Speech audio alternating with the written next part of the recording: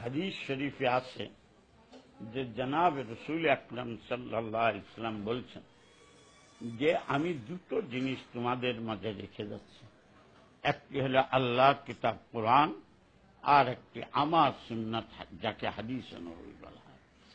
যে যতদিন তোমরা এই দুটোকে আঁকড়ে ধরে থাকবে ততদিন তোমরা বিভ্রান্ত হবে না,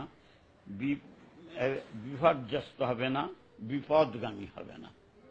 এবং জনাবে রসুল আকরাম সাল্লাল্লাহু আলাইহি ওয়াসাল্লাম আরো বলছেন যে আমার উম্মতের ভিতরে সদা সর্বদা এক দল সত্যের উপরে প্রতিষ্ঠিত থাকবে, তাদের শত্রুদের আক্রমণে কখনো তারা বিভ্রান্ত হবে না, বিপদগামী হবে না, বরং অটল অবিচল ভাবে সত্যের উপরে টিকে থাকবে।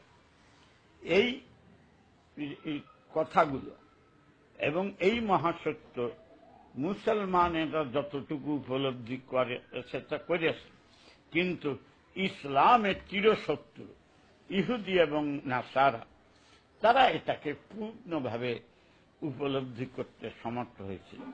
কাজেই তারা ইসলামকে মিটাবার জন্য এই আলিম সমাজ যারা এই হাদিসের তাদের থেকে সরানোর চেষ্টা করছিল।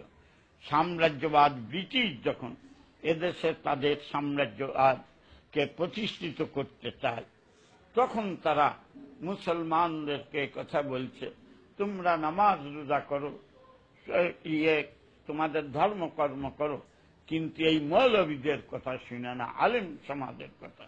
কারণ এরা তোমাদের প্রগতির পক্ষে, তোমাদের উন্নতির পক্ষে অন্তরায় এবং বাধা। তোমরা এদেরকে যে ভাবেই হোক সমূলে উৎখাত করো। আজকে ইসলামের শত্রুরা, সাম্রাজ্যবাদী শক্তি যাদের আমরা বলি, তারা দেখছে যে এইভাবে কৌশল অবলম্বন ছাড়া আর কোনো উপায় হবে না। কাজেই তারা আলিম উলামাকে বদনাম করার জন্য, এই কওমি আলিম উলামাকে বদনাম করে মুসলিম সমাজকে এদের থেকে বিচ্ছিন্ন করার জন্য এই চক্রান্ত করছে যে এরা প্রগতির পরিপন্থী, এরা ইসলাম থেকে পিছনে টেনে নিচ্ছে।